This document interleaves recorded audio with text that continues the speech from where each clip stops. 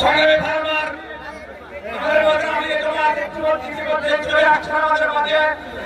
এরপরে আপনাদের সামনে বক্তব্য পেশ করছেন বাংলাদেশ খেলাফত মজলিস মাগুরা জেলা শাখার সম্মানিত আমির জনাব মাওলানা জনাব মনিরুল ইসলাম জনাব মাওলানা মনিরুল ইসলাম ভাইকে তার সংক্ষিপ্ত শুভেচ্ছা বক্তব্য পেশ করবার জন্য বিনীত অনুরোধ করছি। আসসালামু আলাইকুম ওয়া রাহমাতুল্লাহ।